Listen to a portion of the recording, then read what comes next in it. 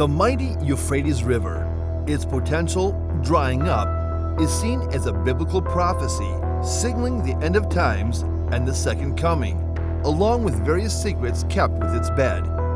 What secrets are held within the beds of this mighty river? A mountain of gold, or invasion and return of Yeshua to save us?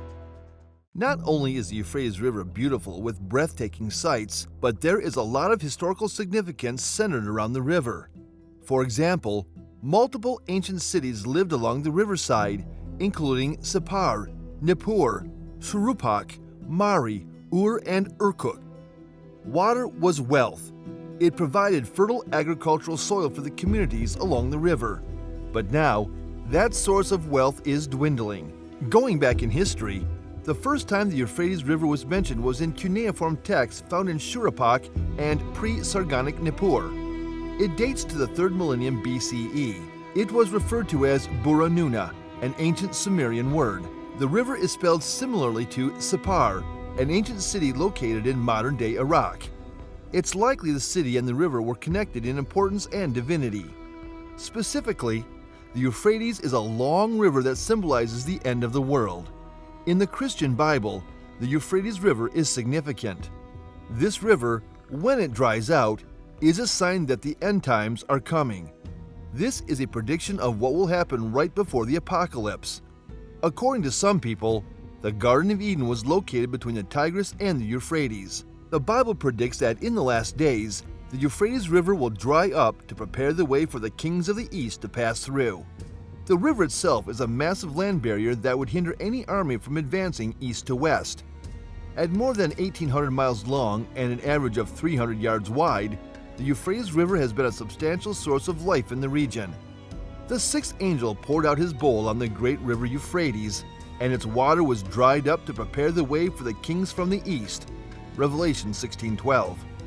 The Bible doesn't say who the kings of the east are, and biblical scholars and theologians have different ideas about who they are. One popular interpretation is that the kings of the east are a reference to the rise of China and other Asian nations as powerful political and economic entities. John predicts in Revelation 9:16-18 that these kings of the east will boast a standing army of 200 million. This is a bold prophecy, especially when you consider that at the time he was writing, there weren't 200 million people on the planet.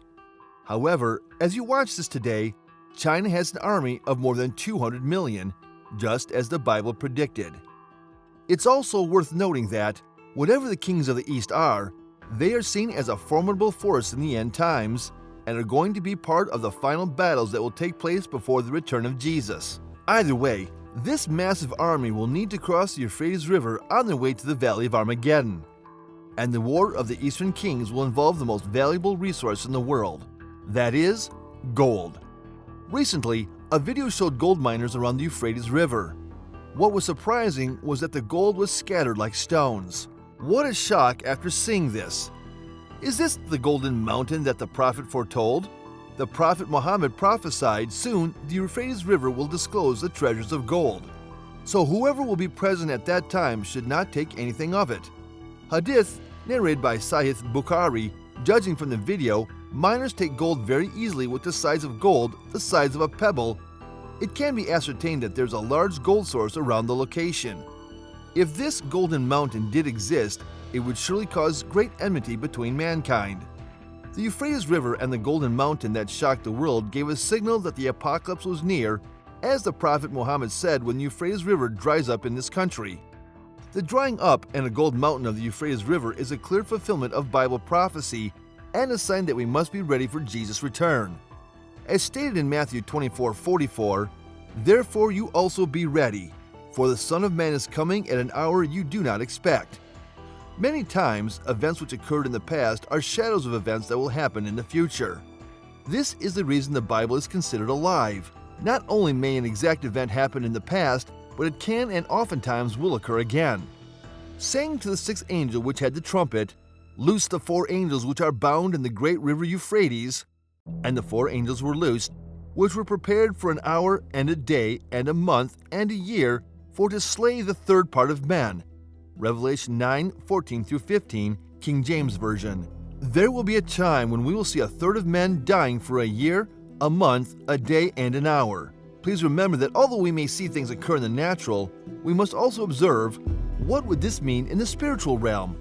We cannot simply look at this as, oh, the river dried up. Spiritually speaking, what else does this mean? Let us look at what the Bible reveals about water. And he saith unto me, the waters which thou sawest, where the whore sitteth, are peoples and multitudes and nations and tongues. Revelation 17:15, KJV. The Bible states the waters represent people and a multitude of different speaking nations. If we look at our world today, we are noticing a growing number of people in favor of evil. This is not found in just one part of the world. It is rampant. The kingdom of darkness has been influencing people to participate in evil, and clearly we see it advancing. The scripture in verse 16:12 mentions, "It prepares the way for the kings of the east." If we look at this in nature, let us first observe where we find the river Euphrates. It begins in the country of Turkey and travels through to the southern portion of Iraq. So if we look at all the countries to the east of Israel, we will notice these countries are often recognized as countries which do not get along with them. This is Syria, Iraq, Iran, and Jordan, to name a few. But if we look at the meaning of the drying of the river, spiritually, we can see it can also be applied to many people of different nations that are against the people of God. This would also include Christians, not only Israel. Our spiritual enemy does not like the chosen people of God, known as the Jews, nor the followers of Christ. Spiritually speaking, the drying up of the river is also symbolic for the severed connection or separation to the one who gives life. The one who gives life is God. As the time approaches for the Lord's return, we can see there is a clear distinction being made between his followers and the ones who oppose him. If you notice in the following verse, verse 17, it says, "They will hate the whore. And the 10 horns which thou sawest upon the beast, these shall hate the whore, and shall make her desolate and naked, and shall eat her flesh, and burn her with fire. For God hath put in their hearts to fulfill his will, and to agree, and give their kingdom unto the beast, until the words of God shall be fulfilled." Revelation 17:16 and 17, King James Version. The whore represents the Antichrist spirit that influences them to betray, or in other words, be unfaithful to the one Lord. The beast is a system or way of doing things. These people supported the system or a way of doing things, but they will see this is wrong and will turn against it and begin to destroy it. Due to the hardness of heart, these people played a part in supporting and setting up the Dark Kingdom. These people who supported the Babylon system will withdraw their support because they realize they were deceived. Although naturally, we see the river dried up now, the spiritual portion has not been fulfilled yet. Do you think it is a coincidence that the river is dry? Not likely. There are no coincidences when we are speaking about prophecies in the Bible. In the part, the former inhabitants of the floodplain lands of Iraq utilized the waters of the great Euphrates for at least 6,000 years. By doing so, empires dependent upon irrigated agriculture flourished and then decayed, leaving behind spectacular ruins practically throughout Mesopotamia. Until the time of the Second World War, Iraq was the only country within the Euphrates Basin that made large demands on the water resources of the river. Since that time, Iraq's demand has continued to increase, resulting in average water withdrawals of over 16 million meters squared per year during the 1960s. This figure represents about 45% of the average annual discharge of the Euphrates into Iraq. Since the mid-1960s, both Syria and Turkey have planned major dam schemes to utilize the waters of the Euphrates. The Tabqa Dam in Syria and the Keben Dam in Turkey have already been constructed, and Turkey has planned other major hydraulic works along its section of the river. When the irrigation projects associated with these schemes are in full operation towards the end of the century, it seems that the likely demand for water will be in excess of the available flow of the river.